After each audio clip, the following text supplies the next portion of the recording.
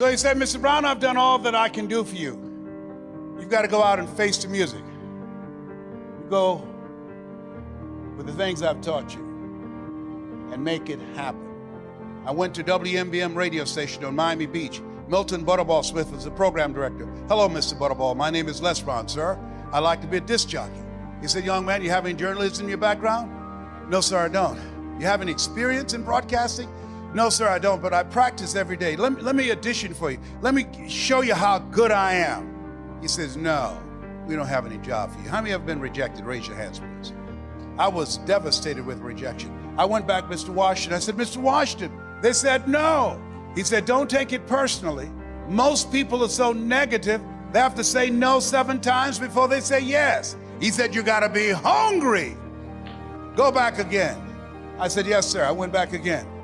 Hello, Mr. Butterball. How are you, sir? My name is Les Brown, sir. I'd like to be a disc jockey. He said, I know what your name is. Weren't you here yesterday? Yes, sir. Didn't I tell you no yesterday? Yes, sir. He said, then why are you back today? I said, well, sir, I didn't know whether or not somebody was laid off or somebody was fired, sir. No one was laid off or fired. Now get on out of here.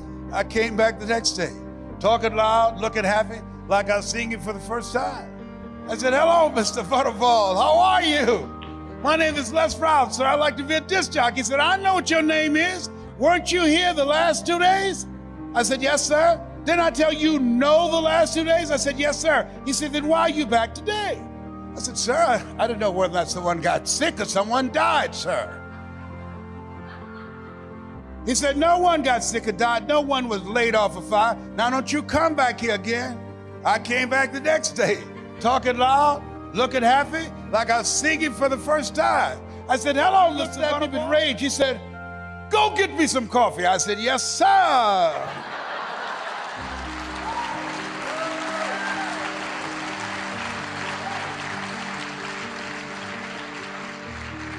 My favorite book said, the greatest among you will be your servant.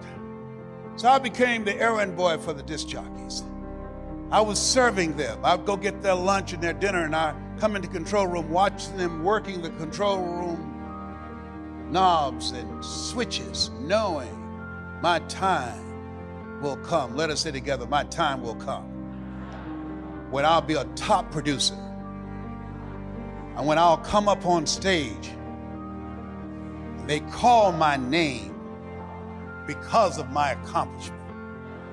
My time will come because I'm going to put forth the effort. And so on the weekends when the disc jockeys would come out to the parking lot, the cars would be clean inside out. They said, hey, who did this? I did, sir. How much do you charge, young man? Oh, nothing, sir. I just wanted to help out. Write this down. Build relationships. Build relationships.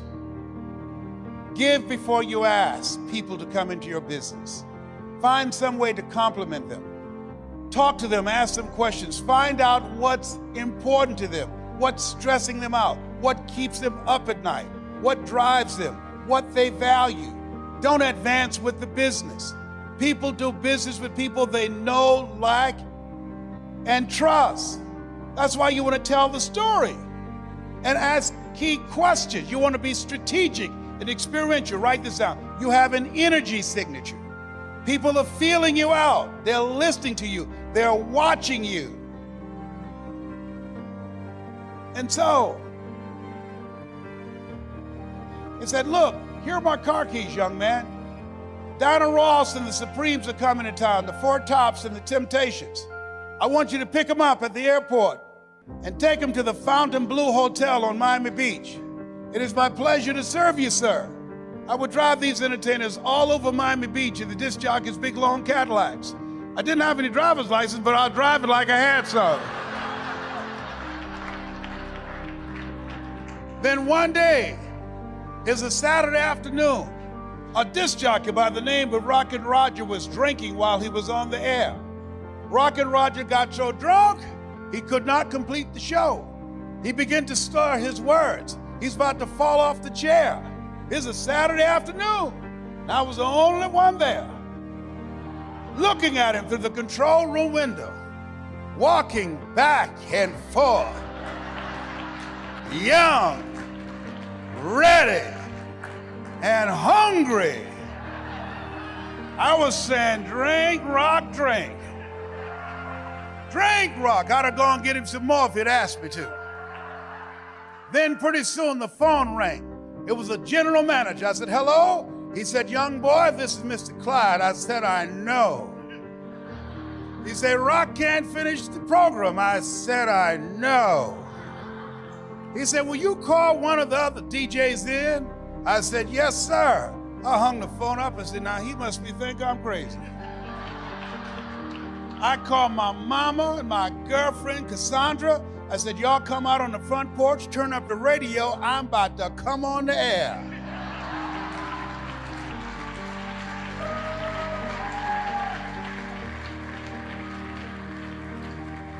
I waited for about 20 minutes and I called him back. I said, Mr. Klein, I can't find nobody.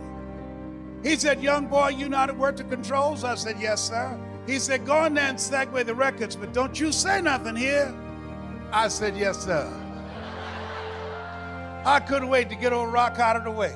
I put on a fast record. I said, look out, this is me, LB, Triple P. Les Brown, your platter playing papa. There were none before me and there will be none after me. Therefore, that makes me the one and only. Young and single and love to mingle. Certified, bona fide, duly qualified to bring you satisfaction and a whole lot of action. Look out, baby, I'm your love man. I was hungry. Give the old man a round of applause. I was hungry. I was hungry. I was hungry. You gotta be hungry.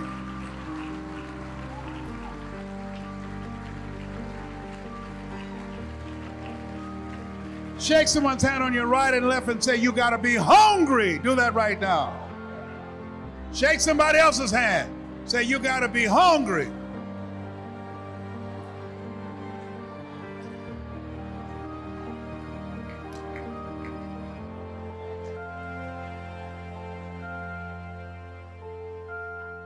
Our audience is mostly people who they're in business and they want to make millions. So what's your advice? You're 79, you've been around everyone, you have access unlike most of us. What are the rules to win according to Les Brown? Focus on the experiences. And what I mean by that, my children are involved in my business. And somebody asked me, what's the most rewarding experience you've had as a speaker? When you got a contract for a pharmaceutical company where they paid you $640,000 in 1 month for 16 presentations, or when you spoke in the Georgia Dome, it's not over till you win, to 80,000 people. And I said, no. So what's the most exciting and rewarding experience? When you made your first million in 3 years? I said, no. I said, two things. One, when my children said, Dad, I know why you have done the things that you do. I know why that you work at special events, sporting events, or when I was in ballet. I understand the sacrifice now and the price you paid. That was major to me. And now they're stepping up and learning how they can further the business, because a good man leaves a legacy for his children and his children's children. So my youngest daughter is saying, I'm your guy. I can do this. Second most important thing, and my oldest daughter asked me this. She said, in building a $1 million business, what's the most exciting part? And I said, to believe that I could do it. Everybody watching us right now, I can say unequivocally that you have to affirm to yourself, I'm going to make this happen. There's some things that you can do that you don't even know. But when you commit yourself, commit thy works unto the Lord, and thy thoughts shall be established in all their ways, acknowledge him, and he shall direct thy path. When you make the commitment, you've figured out, the difference between being involved in business and being committed to grow your business to a multi-million-dollar or $1 billion industry. Next time you have bacon and eggs, look at it. The chicken was involved. the pig was committed. He had to give it all up. Oh, behave. It's funny. I'm focused on the experience. I'm focused on that when my mother, who adopted me among 6 other kids that she didn't give birth to, and when she was diagnosed with breast cancer, and I just got elected for the 3rd time to the Ohio legislature, and my sister called and, "Are you sitting down?" "No, what's wrong with Mama?" "Mama has breast cancer and it's terminal." I said, "I'll be right there, Margaret." "Listen, Leslie, we got this. They have wonderful nursing homes in Dade County. Listen to me. She's not going to go to a nursing home." I couldn't understand, how can one woman raise 7 children she didn't give birth to, but 7 grown people couldn't take care of one woman? And the reason was they had this limited vision of themselves. I was the one that, and Ed Millett, he said, there's always one in the family.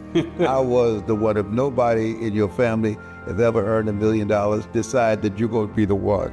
Okay. Yeah. And I resigned, went back to Miami, and took care of my mother until she left here at 89. But to be there with her, to hold her hand as she took her last breath, and said to all my brothers and sisters, "Come, I can take care of you until she leaves here." She took care of 7.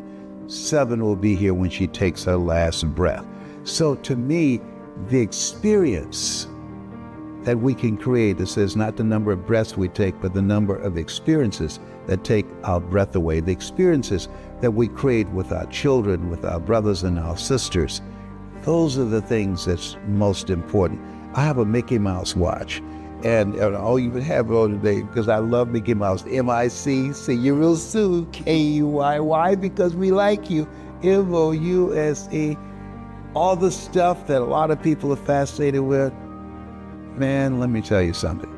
If you have millions of dollars and you don't have peace of mind, it doesn't mean anything. Yeah.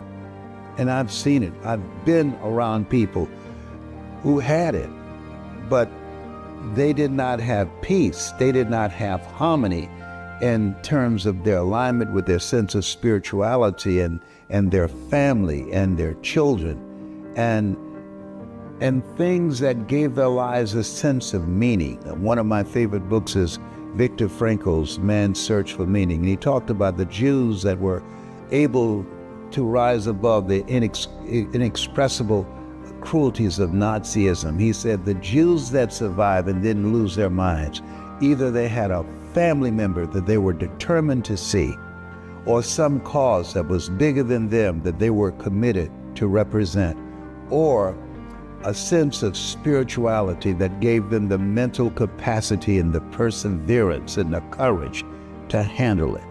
And life is very disruptive right now. We're going through a major disruption, but all disruptions are pregnant with new possibilities and opportunities, as you said. And the only way you can navigate that is to be able to live your life from the inside out. I've seen people that they have the planes, they have all the trappings, the big mansions, and I saw a guy, and you and I both know him, I will not call his name. And he said, "I got this money," and his significant other was in the audience and took money out of his pocket and threw it on the floor. He said, "Come up and get it." And I'm looking, and she came up and got down on her knees and picked it up. I said to him, "I never want to speak for you ever again. That's horrible what you just did." And money doesn't make you. Money reveals who you are. So you've spent your life training people to be speakers and to tell their story. What are the steps? What are the things that if somebody... You have to find something that resonates with you. When I looked into this industry, everybody that's involved in business who are watching right now, let's say you're goal is to have a multi-billion-dollar business or make tremendous impact in terms of growing your revenue to millions of dollars, you have to ask yourself the question, what is it about me that will allow me to do that? Because you don't get in life what you want, you get in life what you are. I'm reminded of this woman who became a dominant factor in the industry where she was that was controlled by men, and they asked her, how did you get here? And she said something I never forgot. She said, it's not our intention to please our customers or to satisfy our customers. Our intention is to amaze them. And so when we focus on how we can amaze our customers, I spoke for Brian Buffini, and he has a theme. Oh, by the way, we're never too busy for referrals. Yes. And I took his staff in and I talked to the top performers and I collected stories from them. And so when I went on stage and I said, John, you remember when we talked about when you came to the company?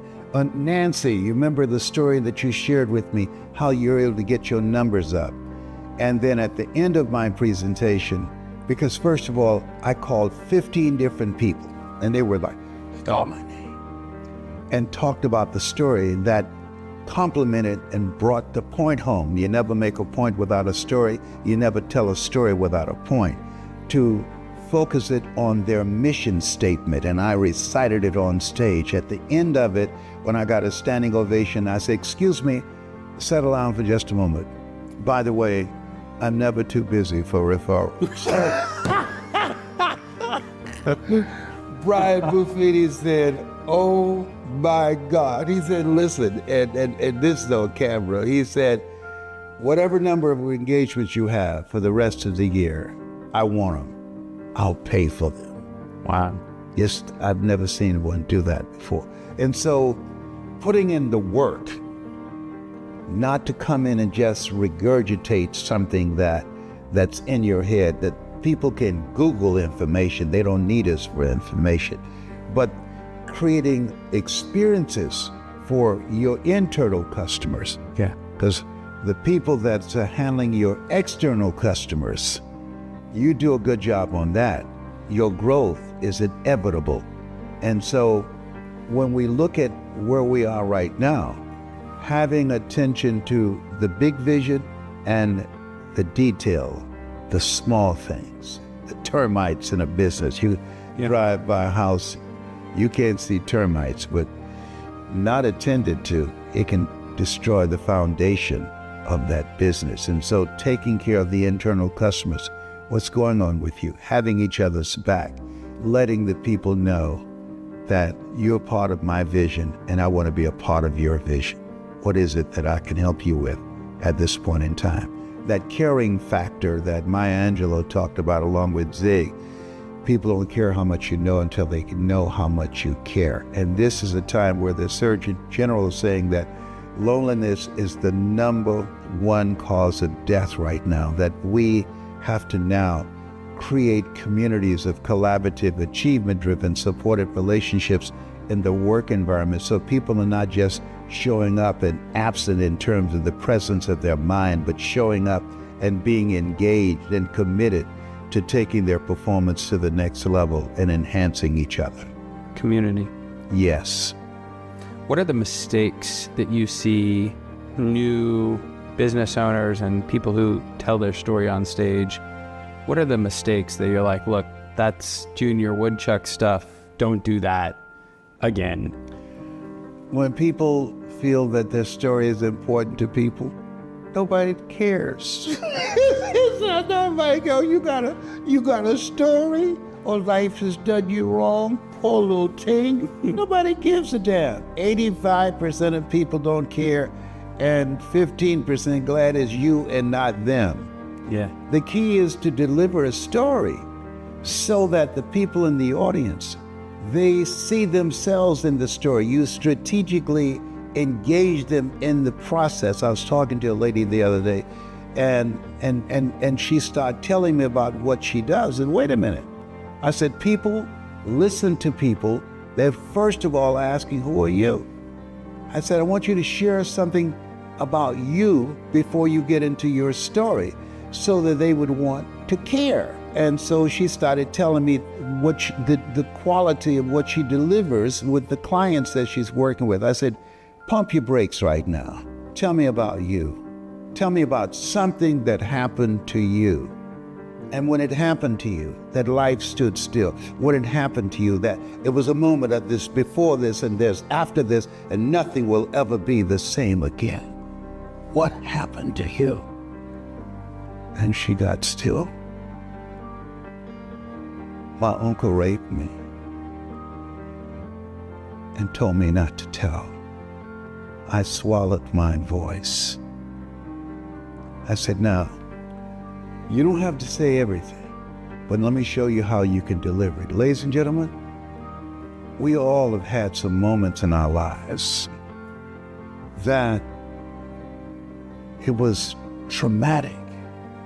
There was a moment in my life I swallowed my voice, and I did not know how I was going to get through it. And after that, when I left home, I realized that experience I had, it followed me. There's a movie called Magnolia. It said we might be through with our past, but our past is not through with us. And that person that my husband married was damaged goods. And I turned to drugs and alcohol. But there was a place in myself that says, this is not me. I want you to think about your life, and as you look at and reflect on your life, I want you to take a stand, as I did with my life, and say, this will not break me, this will refine me. It's a level of defiance and level of fight that you must have in life. That life is a fight for territory, and once you stop fighting for what you want, what you don't want will automatically take over. And so rather than feeling sorry for myself and surrendering to depression, ladies and gentlemen, I became a warrior as opposed to one who worries. And she started crying. She said, you're making me cry in my own story. I said, but can you work with that? I said, yes, you don't need to get all the details because they won't be able to move forward with you. But you can allude to it so that people say, if you say, how many of you have ever gone through some shock? Because now you're taking them out of their history into their imagination. And they're going to think about the stuff they went through. And so here's what I realized. I had a choice.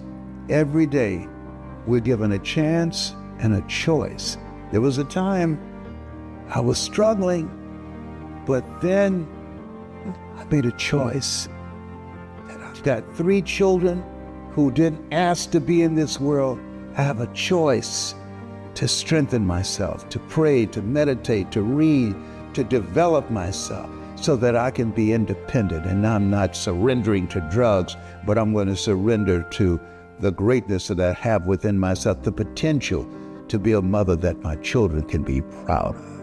And so when you work with people like that, as opposed to them just coming and telling their story, it's a different kind of experience. Changes you. What other mistakes do you see? It is talking down to people, making blanket statements.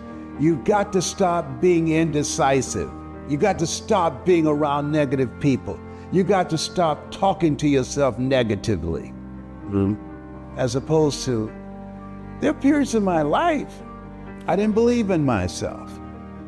And I had to say, Les Brown, this is not you. Les Brown, things are not going to change for you until you change. And ladies and gentlemen, all of us have had these moments in the mirror, as Michael Jackson talked about, the man in the mirror, that we look at ourselves and say, this is not me.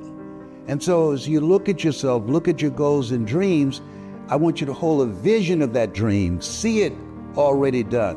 And let us say together, it's possible, it's possible. Shake someone's hand on your right and left and say, it's possible. Now you've got them physically engaged in the presentation. They're affirming someone to their right and to their left, and they're being validated. Now you've created a committed listening.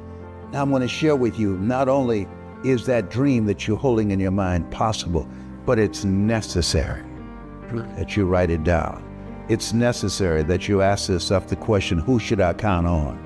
And who should I count out? Everybody can't go with you. There's some people that you love that you want to bring with you, and they'll pull you down before you can pull them up. Blink your eyes if you know what I'm talking about. It's amazing. What's interesting is your stuff works, and I didn't quite understand it. I'm in the car a couple days ago. We'd just gotten done with swim with my daughters, and we put one of your greatest hit videos on YouTube in the car, because we're gonna either listen to Taylor Swift or Les Brown. That's the option. I'm Taylor Swift. I know. Yeah. She's amazing. Yes. And my daughters, like everyone else in the world, are obsessed. But we're driving, and we put on Les Brown, and I say, I'm gonna get to meet you this week. And they're like, really? And then they start listening. And as we're leaving the van, the minivan, I turned to my middle daughter and I said, June, you have greatness in you. No. And I saw her eyes light up and her posture change and just this huge smile across her face. And I don't think, the message didn't resonate for me that I have greatness in me because I've achieved things, but I see her building self-esteem. She's 7, 8. And it just landed. And then I told my 3-year-old, and it just landed. And then I looked at my wife, and it landed. How do you make a message like that, signature message, just that lands with everybody? How do you craft that? My name is Daniel. Ladies and gentlemen, I wanted you to think about your life right now. And I want to ask you a question. What are you looking at? My name, Daniel. That they said when Daniel was in the lion's den, he didn't look at the lions. All of us, at times in our lives, something looking at us, stalking us, it's trying to consume us. The distractions of life, negative, toxic relationships, behaviors and choices that does not represent us and does not allow us to bring the next greatest version of ourselves into play. I'm saying to you, as you look at your life, look at your goals and dreams, what you focus on, you will become. What are you looking at? You got greatness in you. You have the ability to do more than you can ever begin to imagine. I know you've gone through some stuff. I have too. But at the end of the day, we've been given authority and dominion over everything on the face of the earth. We have the ability to choose. Choose ye this day whom ye shall serve. And as we look at ourselves and look at our goals, let's not get caught up in the distractions of life, because you can get stuck looking back. But focus on where you're going. That focus gives you energy and creates momentum to manifest what you see. I'll give you all your eyes can see. What do you see? Abraham Lincoln said, my future is bright. And they asked him, how do you know that? He said, because I'm going to create it. You have the ability to do that too. It's the Daniel principle. Discipline, determination, and drive. So, don't come for me. I didn't call an Uber.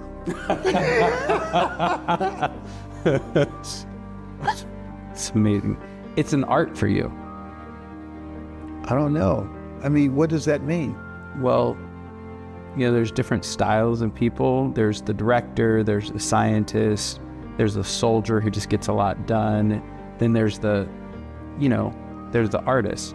Joseph Campbell, Long Dark Journey of the Soul, that when we are in pursuit of something, that's our goals and dreams, and we put in the work, eventually it will reveal its gifts to you.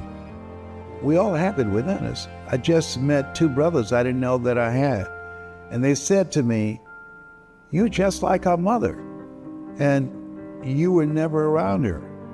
We don't speak like you, but our mother spoke. Just like you. Yes. So it's biology. No, it's effort. You have to put, I spent a day with Maya Angelou, who was just a great communicator.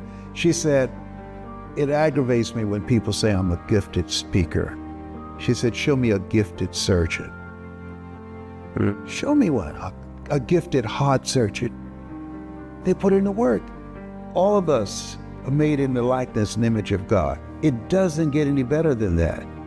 And when you put in the time and the effort and the work to do something special that will impact people's lives, that's a recipe for success. But what most of us do because of our conditioning and the environment, that we go to jobs, that we work just hard enough to keep from getting fired, and they pay us just enough to keep from quitting. And I was in that paradigm. But self-development expanded my vision beyond my mental conditioning and increased my sense of worthiness. I deserved more. I saw a friend of mine, Miss Leah, and she was one of our neighbors, and every Saturday night, Mr. Marvin, her husband, would come home drunk and he would jump on her. She's a victim of domestic violence. And I saw her years later in a grocery store. I came down to Miami to visit my mother. I said, Miss Lillian, how are you doing? She said, Leslie, I'm doing great. I said, how's Mr. Marvin? She said, I'm not with him anymore. I said, you're not? I'm sorry to hear that. She said, oh, don't be. She said, I decided I deserve better. That's when people change. When they say, I've had it. I deserve better than this. I can do more than this. And that sense of awareness and self-worth increases your commitment to execute, to do certain things. And that's going to produce some results, self-fulfillment. And then you get to a certain level and you have to go back to self-awareness. What did it take for me to get here? What radical change did I make in myself? And now at this level, what do I do next to get to that next level? Because the thinking, as Einstein said, that has brought me this far has created some problems that this thinking can't solve. And now I've got to raise the bar. I've got to reinvent myself. I've got to begin to look at this with new eyes where I am. That's all of us. Life is about growth. Robert Chula said, you either expand or you're expended. If you look back on your life, were there moments of darkness where you didn't know if you could do this, where you didn't know if you could spend your life? No. There was something, my theme is you gotta be hungry. And people always ask, how did you get to that place? One of the things that Nietzsche said, if you have a why for living, you can endure almost anyhow. That's right.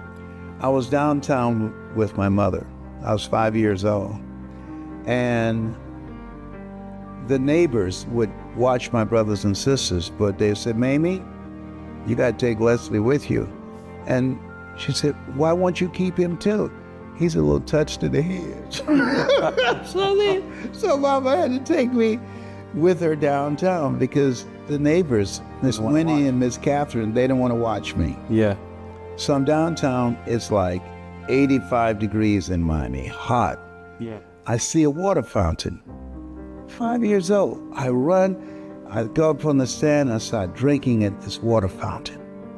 And all of a sudden, I hear my mother say, get down from there, grab me at the back of my neck and threw me on the ground and start beating me, punching me in my face. She's never done this. I'm saying, Mama, Mama, it's me, this crazed look in her eyes. It's me, Mama, it's me. And then this white policeman came. He said, okay, you can stop beating that little nigger boy now. Now, he'll never do that again, as he's hidden his nightstick in his hand and walked away laughing.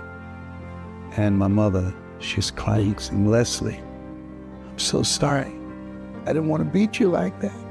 But I saw that policeman, his face was red, he's coming with a nightstick. And I had to do something to strike him because if he had hit you with that nightstick, he would have had to kill me. And here I am ickies on my face, my eyes swollen. And I realized I was in a different world. The sign said for colors only. I was 5 years old. Yeah. I didn't know what that meant. And so at that, Martin Seligman in the book called Learned Optimism, between the ages of 0 and 7, the experiences we have, the things that we see, the conversations that we hear, they impact us and help to form our reality and how we see life. And I knew at that time, everything started clicking when Miss Harris said, Mamie, go in the room and look for that red hat that I have. I want to wear it tomorrow. And my mother started clapping her hands. And I asked Miss Harris, why is Mama clapping her hands? Because when I have coloreds working for me and I ask them to do something and they go in another room, I can't see them. I make them clap their hands to make sure they're not stealing.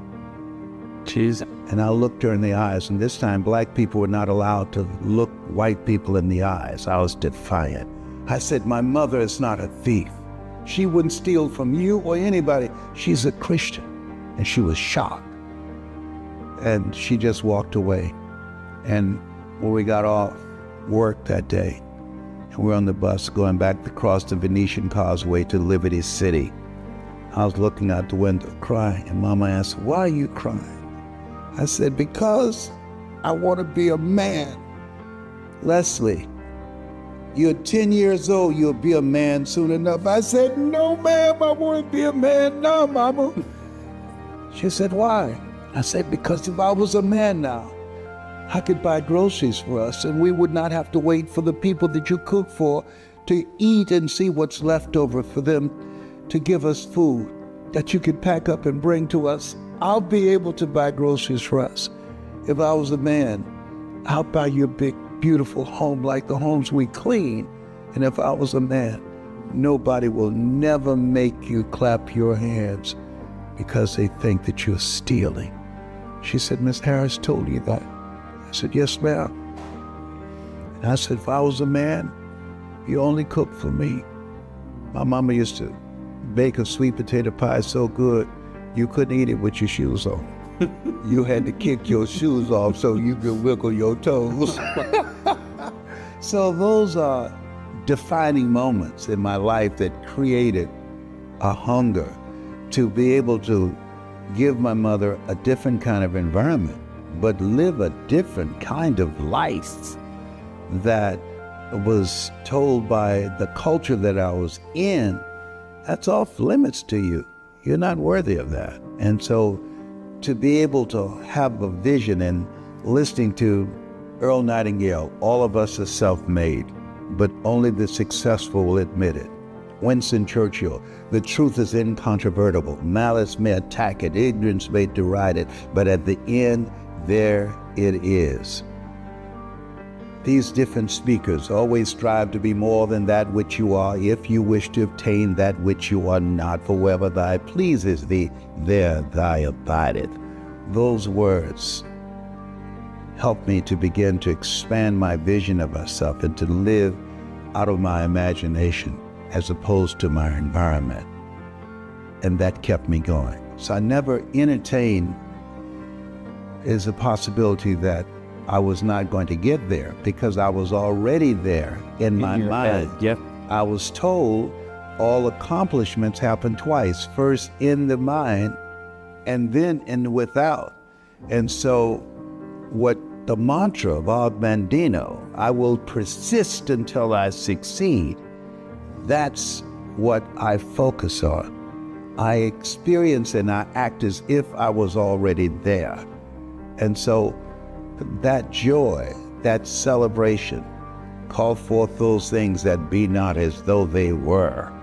That I remember being with an organization and it's called Get Motivated, and all the speakers they put on before me, they had 90 minutes. And I was the first African American to be on there, and they gave me 15 minutes. And I asked, Peter, why you give me 15 minutes in order to be on the stage? I said, people said, we want to hear this guy, Les Brown. You bring me here and you give me 15 minutes?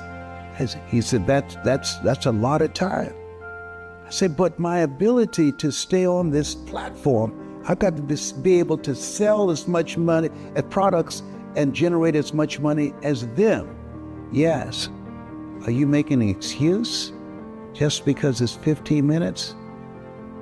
I said, no. I said, no. So I had 5 minutes to introduce myself. I had 5 minutes to give my speech, and I had 5 minutes to close. I'll never forget. I generated $55,000 worth of product sales. All the other guys did over $200,000. But that was the best thing he could have done to me. Yeah. Because I came in there as a speaker. Because of what I went through, and the other speakers, they held their heads down. Zig was there, Brian Tracy, all of them. As I talked to Peter and I walked out, there's a fierceness in me. I said, I'm going to be so good that you can not come see me. At some point, you're going to call me to headline this. I started reading 2 to 3 books a month, digesting stuff every day, speaking everywhere in prisons, juvenile detention centers, hospitals, everywhere. Even if I did not have a paid speaking engagement, I would go for a walk in a shopping mall in Detroit, and I practiced TTP, talk to people. Hi, my name is Les Brown. I'm so glad to meet you. I motivate and inspire people and change their lives. Do you have any need for a speaker? No. Do you know anyone who might have need for a speaker? No. Here's my card. Don't forget me. I did that over and over and over again. And then I met this guy named Lafayette Jones. Hi, my name is Les Brown. I'm a speaker. I motivate and inspire people. Why are you going to Chicago? He said, today's my birthday. Today's my birthday too. We started talking. He said, what do you say you do? I said, I'm a speaker. Do you know anyone who would have the need for a speaker? He said, oh my God, I work for Robert Johnson. The speaker that we had scheduled canceled. He said, are you good? I said, yes, people say that I am. What do you charge? I said, how much have you allocated? He said, $5,000. I'd never got paid that money. That amount of money for $5,000 for 1 hour? I said, yes. I spoke, and it was a turning point. Mr. Johnson, he ran up to the podium after I finished. Who are you? My name is Les Brown. I'm Mrs. Mamie Brown's baby boy. I love your speaking style. Sir, do you know anybody else that can use me? Yes. Who? Robert Schuller. I gave him $1 million for his ministry. I'm going to call him and tell him to bring you on his show. Robert Schuller called me. Hello? This is Robert Schuller. No, it's not. Yes, Robert Johnson told me to call you, to book you on my show, to interview you. I said, hold it just a minute. I dropped the telephone. I was running to the restroom. I said, I'm going to the restroom, but it's number 1. It's not number 2. You had to go to the bathroom. I had to pee. I was so excited. I had to pee. I said, okay. I said, wait a minute. So I came back. I said, okay. And he scheduled me. I did that interview, and my phone lit up. And that was the beginning. Yes. Huh. And then from there, Dexter Yeager had me to speak in the Georgia Dome for 80,000 people. Wow. And it just go from there. So you don't just land here where I am or where you are. You have these support mechanisms around Yes. you. You know, this morning I was at yoga, for instance. It clears my mind, it gets me Yes. focused. And I work with a woman who's a spirit coach, and she's constantly telling me, you've got to get out of your brain, get into your heart. She's constantly, well, what would your heart say? What would your heart say? Right. How do you help people like me move to the heart and communicate from there, because I'm so wrapped here. I want to ask you this question. What's most important to you right now? My family. No, you don't have to analyze that. You don't have to think about that. That's in your heart. Ladies and gentlemen, you know, I want you to think about your life right now. A lot of people are concerned about many things in this thing called life. And let me share something with you. And you didn't ask me. My family is everything to me.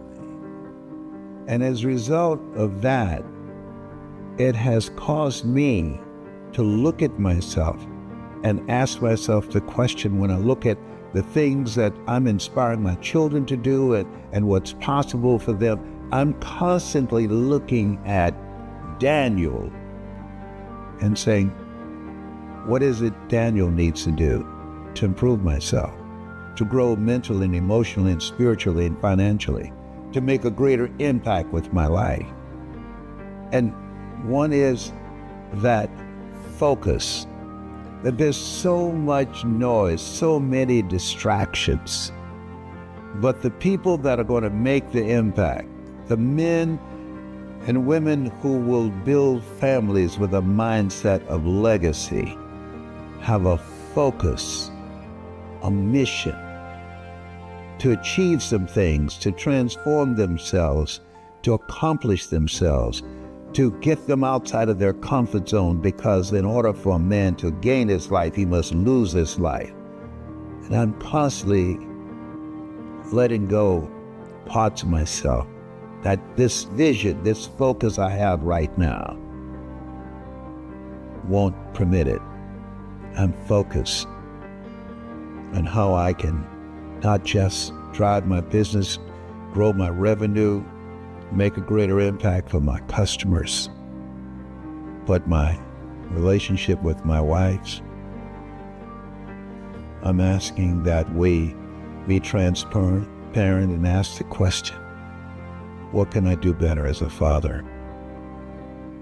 What is it about me as a husband that you wish that I would work on? We all have short areas in our lives that need some work, and relationships require maintenance. If we stop to change our oil, to have our cars updated, we have to do that in our relationships too. You know? Tell me, baby, tell me what I need to do. Yeah. You know, as a father, talk to your children, ask my kids. Say, tell me, and don't pull no punches. What can I do? What's interesting about this is, and I don't know, I've experienced it, I so much want feedback, like I need it. It's almost like, and I see that in you too. Yes, we all do. Well, here's the weird thing is, like, I've seen the world bifurcated. There's about 10-20% that really want feedback, and then about 70-80% who are like, oh. That's right. And I don't cast pearls before swines unless they turn and rend you. You can't give everybody feedback. Yeah. Some people just can't handle it. Yeah. No, and it's okay. That's their journey. Just so weird, right? Because it's so bad. I'm not going to judge it. I mean, I'm getting ready to come here. I'm preparing for this. My brother's going downstairs to eat and look at television. That used to bother me. That's none of my business. My mother had a sign on her mirror, no matter where we moved, and we moved a lot. Oh Lord, help me keep my long nose out of other people's business. And there's stuff that used to stress me out. No, you just let it go. It's none of my business. I've got to do that which I'm called to do. I'm on a mission. I have so much time here. And I feel I'm in overtime. Yeah. That when they said to me at Cancer Centers of America, the cancer that you've been dealing with, Mr. Brown, we're going to give you an award, a 39-year perseverance award of 4th-stage cancer. Yeah. You know, this is amazing. And I was interviewed by the CEO of Cancer Centers of America. And one of the people who nominated me said, "What do you attribute this to?" I said, "Focus on living each day as if it were my last." And I heard Frank Sinatra say that to a young man. We're in Vegas, Gladys and I. And he said to this guy, "Live each day as if it were your last, because one day it will be." And so I'm focused to do all the good that I can today. This is special. This energizes me.